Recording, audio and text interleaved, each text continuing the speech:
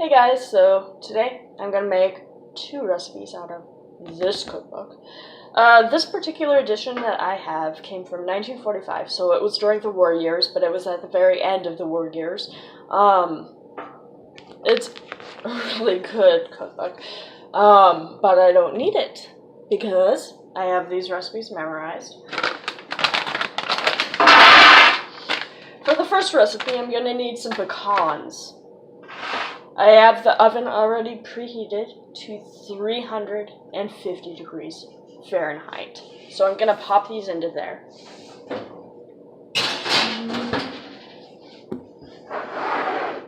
So, actually I'll save that for later because I don't know how much. Because this next recipe, first of all, I'm really nervous about because I've never used deviled ham.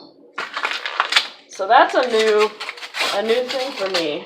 I've seen YouTube videos of people spitting it out though, so that'll be really fun.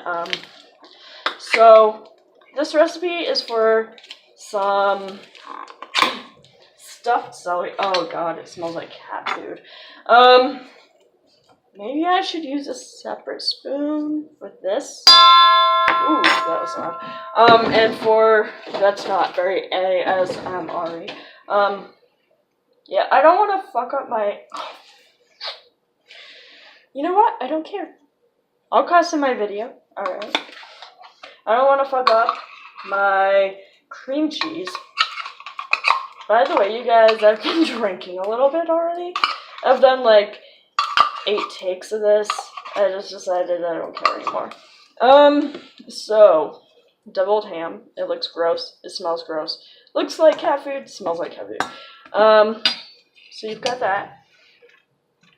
And then you've got your cream cheese. This recipe is weird. It doesn't tell me any actual, like, measurements. So I'm just kind of guesstimating. Alright, I'm gonna need more cream cheese than that. God, this smells like cat food.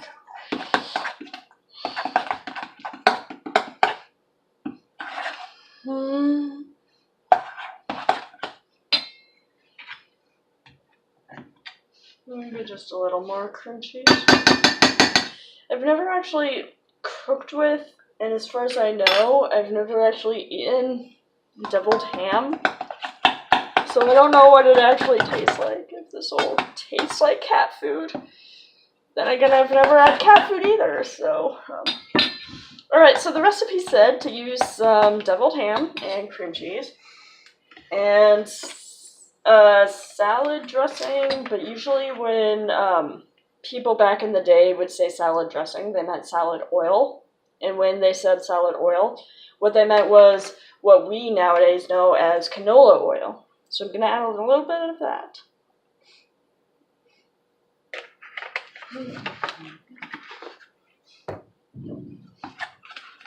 And like I said, this recipe doesn't have measurements, so I guess what it said is I'm getting it to a creamy consistency.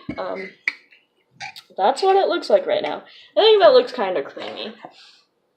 It's not quite perfect, but could you ever make deviled ham with salad oil and cream cheese pudding? I don't know. For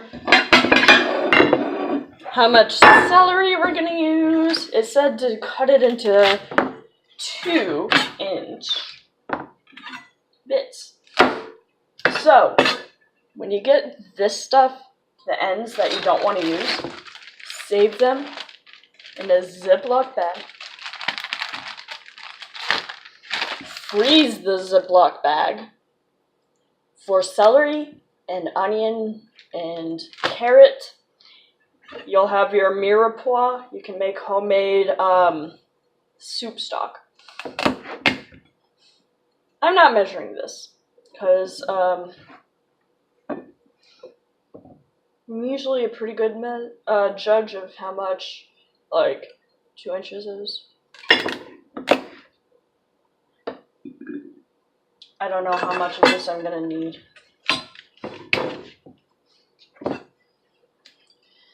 So again, are we gonna throw this away, or are we gonna save this to make homemade veg stock? If you guys want, I can show you in a future video how to do that. It's really, really easy.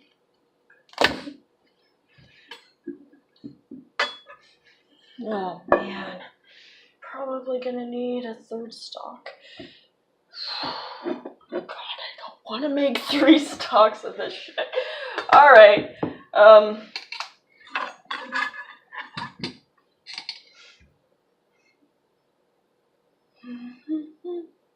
it said to either use a knife or to use a pastry bag.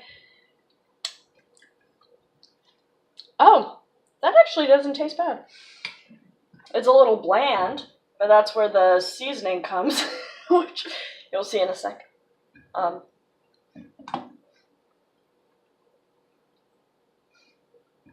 Okay, yeah, I'm definitely gonna need at least another stalk of celery. But basically the last step, according to the recipe, is use either horseradish or mustard on top to season these. I have both horseradish and mustard, and yes, I'm using condiment bags because I'm poor. So the idea I had was that half of these could get just horseradish, half of these could get just mustard, and half of these could get both. But I do believe that it has been 5 minutes. So let's get our pecans out of the oven.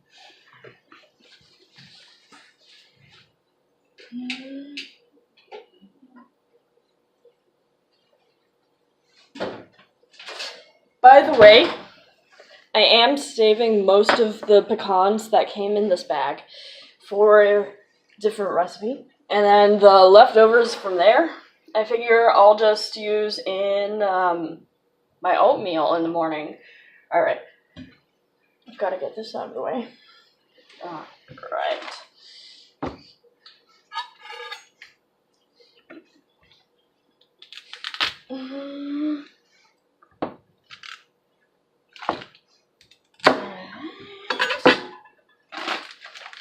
I'm just letting the pecans cool because they were in the oven. So they're too hot to prepare just yet. And boy, can't wait for y'all to see what they're going to be prepared with.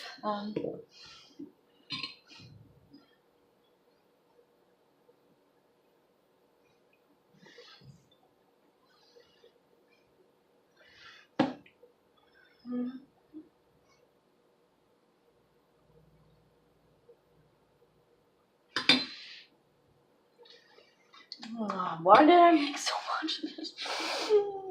Why did I use a whole can of the... Yeah. Alright.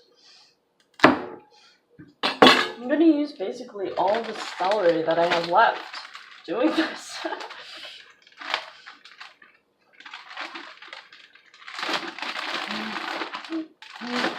Yes, I might as well give y'all some ASMR with this end here while I'm cooking.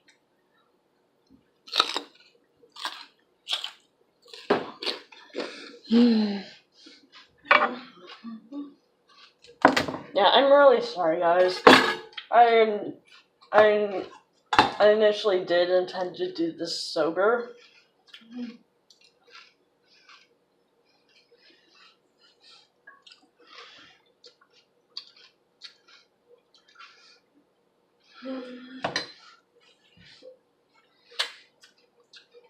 Okay, you know what? I don't want to use the whole entire rest of this because I'm probably going to want to use it for something else, so I guess the rest of this, maybe I'll just...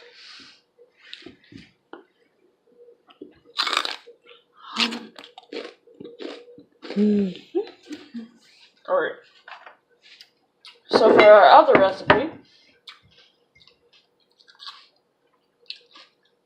you take your pecans, that have been in a 350-degree oven, 350-degree Fahrenheit, not Celsius, because Celsius, wow. What, would you be on Mercury or something? You take your pecans, 2 different halves, right?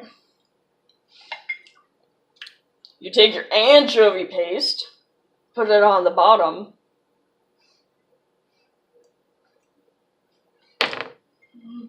and sandwich them.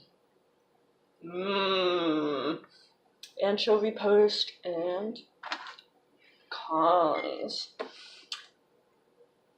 So this is a really good way, I guess, for me, or a really bad way for me to use up some of my anchovy paste, because basically the only time that I really use it is if I'm making puttanesca and don't have anchovies and don't want to go to the store to get anchovies, is I'll still get that kind of anchovy flavor from these.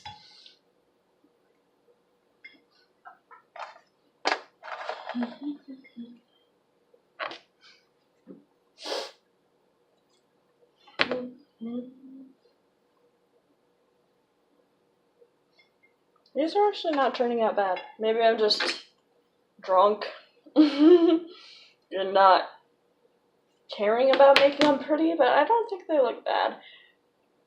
They look like almonds with anchovy paste in them, which is what they are. I don't even know why anyone would think of this recipe. This is literally not even the only cookbook from 1940s that I've found a recipe for anchovy pecans in. Like, apparently everyone was making anchovy paste pecans, except the other recipe didn't say to cook them. So that's why I chose this one, because I'm gonna be a real chef, right?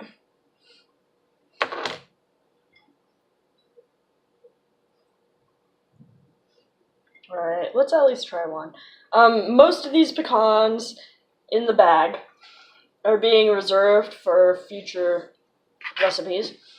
I'm planning on making a pecan rice loaf from a different cookbook, which is really cool because back in the day, you had to make vegetarian and vegan type stuff a lot, right? This one isn't vegan, I don't think, because if I recall correctly, it has egg in it, but it's vegetarian because you had to stretch your meat points. So they would do meatless days every so often, they would do fish days every so often, just to stretch those meat points. But today, I'm doing weird appetizers. Oh god, let's try this. Oh! Maybe I added too much of the anchovy paste. Maybe it needs to be just a tiny hint. Tiny essence of anchovy.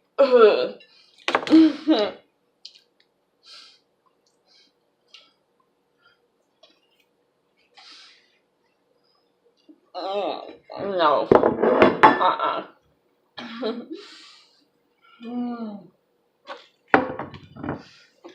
I don't think that the anchovy pecan recipe is very good. But let's try the other one. Like I said, it wasn't that bad, just like under seasoned. So maybe once I add some horseradish.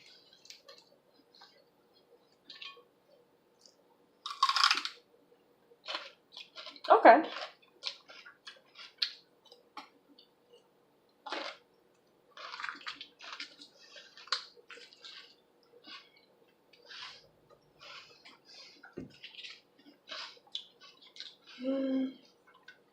Okay, so this is bearable with horseradish. Now let's see how it tastes with mustard.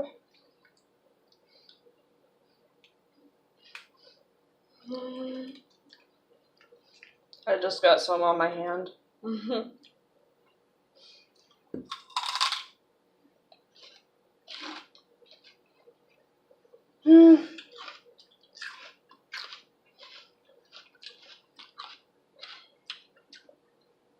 Okay, I don't like the mustard as much as I liked the horseradish. Horseradish really just, I don't know, brings something, but not too much. I feel like maybe the mustard is too much.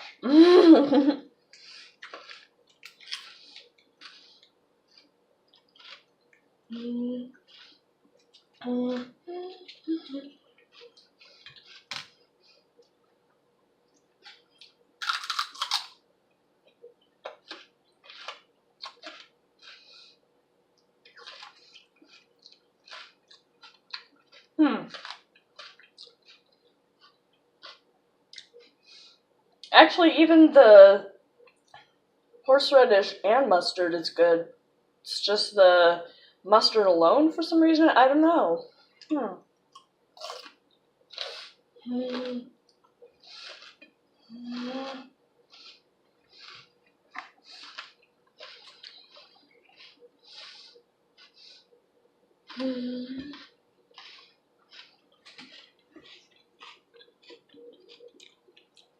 Anyway, though, there you guys have it. 2 different recipes from a World War II cookbook. Really weird appetizers. We've got our pecan with anchovy paste. We've got our deviled ham stuffed celery. This is my dinner tonight, alright? Hope you guys appreciate. Alright, next video probably is going to be that pecan rice loaf that I was talking about, and hopefully it won't be as weird as these were. Although, like I said, this one actually turned out. The celery stuffed with deviled ham, it turned out alright. I really wasn't expecting. Then again, I didn't know what to expect because I've never had deviled ham. So I didn't know it would be okay. Especially with the horseradish. That is a good combo. Alright, so hope you liked my first cooking video on this channel. I really hope that I'm not drunk next time, or I mean, if you want me to be drunk, let me know in the comments. Alright, goodbye.